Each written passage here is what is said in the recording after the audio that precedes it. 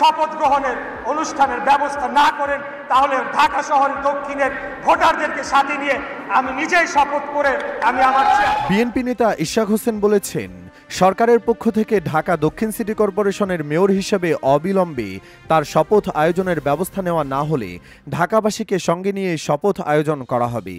মঙ্গলবার ৩ জুন দুপুরের পর ইশাককে মেয়রের দায়িত্ব বুঝিয়ে দেওয়ার দাবিতে নগর ভবনে অবস্থান নেওয়া বিক্ষোভকারীদের সঙ্গে যোগ দিয়ে এসব কথা বলেন তিনি। বহিরাগত কোনো প্রশাসক ও উপদেষ্টাকে নগর ভবনে ঢুকতে দেওয়া হবে না বলে জানিয়ে ইশাক বলেন, মেয়রের চেয়ারে কে বসবেন তা নির্ধারণ করবে ঢাকা দক্ষিণের বাসিন্দারা। নগর ভবনে বহিরাগতদের কোনো ঠাঁই হবে না।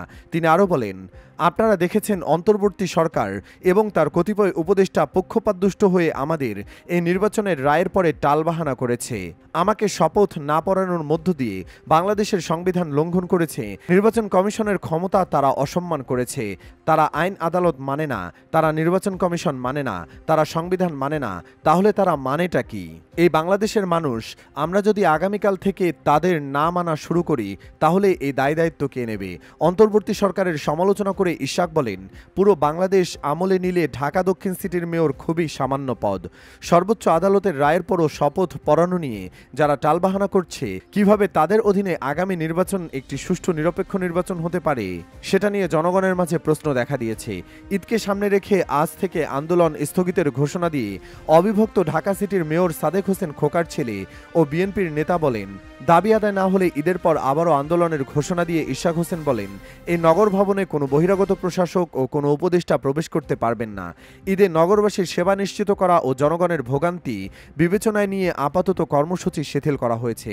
সরকার এর মধ্যে শপথ গ্রহণের ব্যবস্থা করে দায়িত্ব বুঝিয়ে না দিলে জনগণই তাদের মেয়রকে শপথ পড়িয়ে দায়িত্ব বুঝিয়ে দেবে।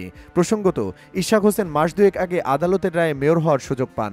এরপর নির্বাচন কমিশন তাকে মেয়র ঘোষণা করলেও আইনি জটিলতার কথা বলে তার শপথ গ্রহণের ব্যবস্থা নেয়নি স্থানীয় সরকার বিভাগ। এ নিয়ে তার সমর্থকরা প্রায় ৩ সপ্তাহ ধরে নগর ভবনের আন্দোলন চালিয়ে যাচ্ছেন।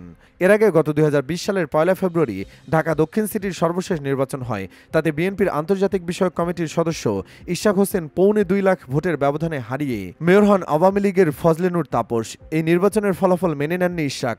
তখন তিনি নির্বাচনী ট্রাইব্যুনালে মামলা করেন। তবে ক্ষমতার পট পরিবর্তনের পর গত ২৭ মার্চ ঢাকার নির্বাচনী ট্রাইব্যুনাল সেই নির্বাচনের ফলাফল বাতিল করে ইশাককে মেয়র ঘোষণা করে।